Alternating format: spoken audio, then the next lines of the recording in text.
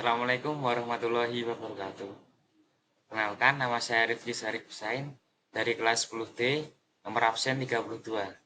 Jadi, di sini saya akan menerangkan tentang Kerajaan Kediri yang terdiri dari latar belakang, berdirinya kerajaan, masa kejayaan, fase keruntuhan, dan bukti peninggalan yang ada.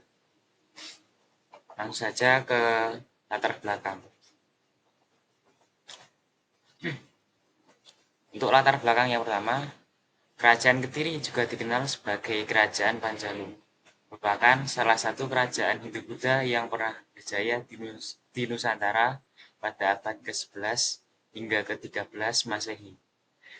Kerajaan ini berpusat di wilayah yang kini dikenal sebagai Kediri, Jawa Timur. Kemunculan Kerajaan Kediri tidak terlepas dari peristiwa pembagian Kerajaan Kahuripan oleh Raja Airlangga pada tahun 1042 Masehi. Pembagian ini dilakukan untuk menghindari konflik antara dua putranya. Dengan wilayah Panjalu, yaitu Kediri, diberikan kepada Sri Samarawijaya dan Jenggala kepada Mapanji Garasakan.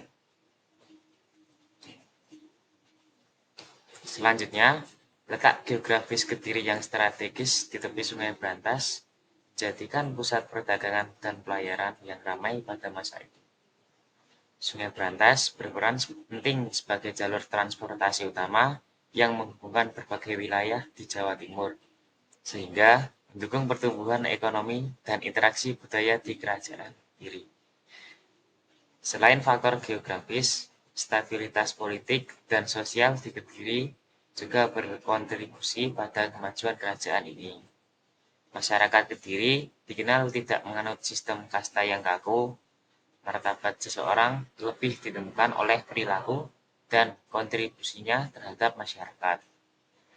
Hal ini menciptakan iklim sosial yang inklusif dan harmonis, memungkinkan berbagai lapisan masyarakat berperan aktif dalam pembangunan kerajaan. Selanjutnya yakni berdirinya Kerajaan Kediri. Setelah pembagian Kerajaan Kahuripan, Panjalu atau Kediri diperintah oleh Sri Samarawijaya. Sementara Jenggala jatuh ke tangan Mapanji Garasakan. Meskipun awalnya kedua kerajaan ini berdiri berdampingan, persaingan di antara keduanya tak bisa dihindari. Kedua belah pihak bersaing untuk memperluas pengaruh dan menguasai jalur perdagangan.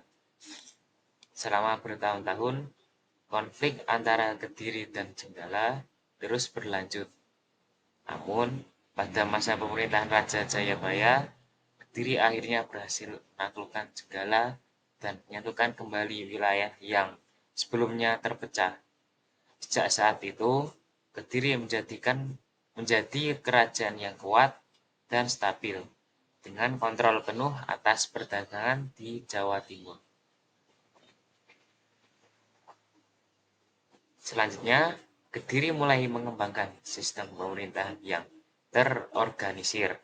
Raja-raja Kediri membangun administrasi yang efektif, menjalin hubungan diplomatik dengan kerajaan lain, dan memperkuat pertahanan militer. Semua ini bertujuan untuk menjaga stabilitas dan memastikan keberlangsungan kejayaan Kediri di masa depan.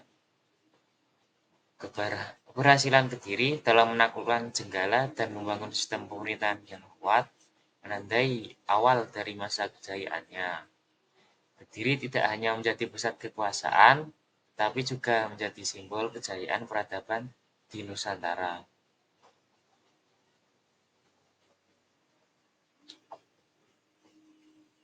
Selanjutnya yakni ada masa kejayaan. Puncak kejayaan Kerajaan Kediri terjadi pada masa pemerintahan Raja Jayabaya, yakni dari tahun 1135 sampai 1159 Masehi.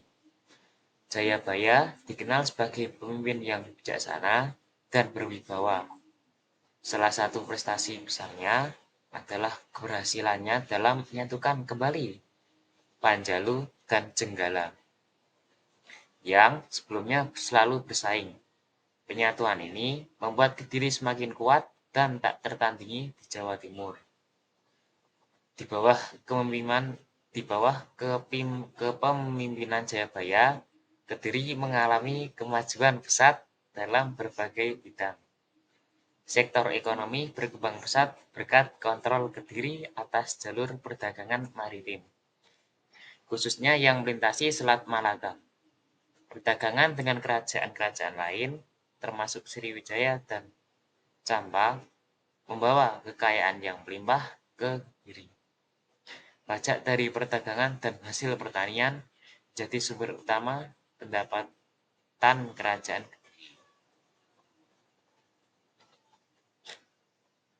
Selanjutnya, selain ekonomi, kesusastraan juga berkembang pesat. Jayabaya dikenal sebagai pelindung para pujangga dan seniman. Di bawah pemerintahannya, lahirlah berbagai karya sastra besar, seperti Kakawin Baratayuda yang ditulis oleh Empu Sedah dan Empu Panuluh. Karya ini menggambarkan peperangan antara Pandawa dan Kurawa, tetapi juga mencerminkan kejayaan Kediri pada masa itu. Kediri mencapai puncak kejayaan dengan stabilitas politik, ekonomi yang kuat, dan kebudayaan yang berkembang pesat. Hubungan diplomatik dengan kerajaan lain juga terjalin dengan baik, menjadikan Kediri sebagai salah satu kekuatan utama di Nusantara. Selanjutnya, setelah masa kejayaan, yakni fase keruntuhan. Namun, kejayaan Kediri mulai goyah pada masa pemerintahan Raja Kertajaya pada tahun 1194 sampai 1222 Masehi. Kertajaya dikenal sebagai raja yang otoriter dan sering bertindak sewenang-wenang terhadap kaum Brahmana. Dia menuntut agar para Brahmana mengakui dirinya sebagai dewa yang harus disembah. Suatu tindakan yang bertentangan dengan ajaran Hindu-Buddha. Akibatnya, banyak Brahmana yang menolak dan merasa terancam. Merasa tidak aman di bawah pemerintahan Kertajaya, kaum Brahmana akhirnya meminta perlindungan kepada Ken Arok, penguasa Tumapel yang ambisius. Ken Arok melihat situasi ini sebagai kesempatan untuk merebut kekuasaan dari Kediri. Ia mengumpulkan pasukan dan bersekutu dengan para Brahmana serta kelompok-kelompok yang tidak puas dengan pemerintahan Kediri. Selanjutnya, pertempuran Genter pada tahun 1222 menjadi peristiwa penting dalam sejarah Kediri. Pasukan Ken Arok yang mendapat dukungan besar berhasil mengalahkan tentara Kediri. Kertajaya mengalami kekalahan telak dan akhirnya tewas dalam pertempuran. Dengan jatuhnya Kediri, Ken Arok mendirikan kerajaan Singosari dan menjadi penguasa baru di Jawa Timur.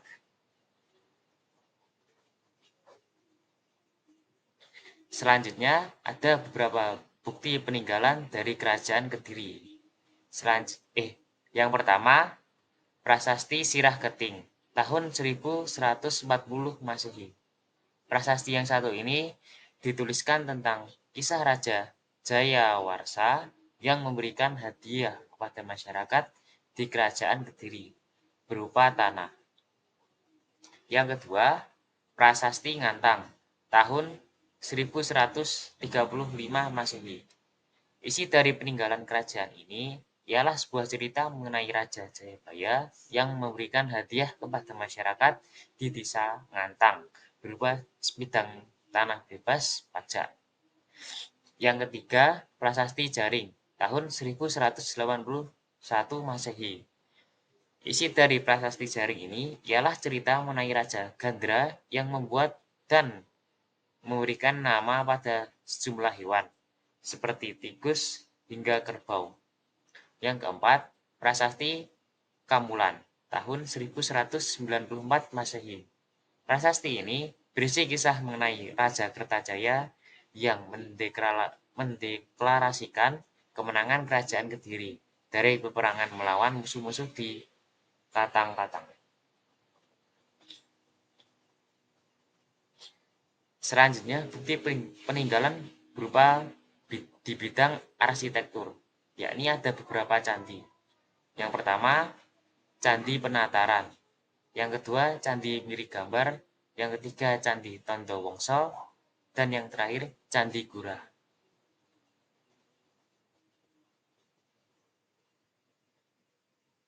Dan ini daftar web yang saya gunakan sebagai referensi.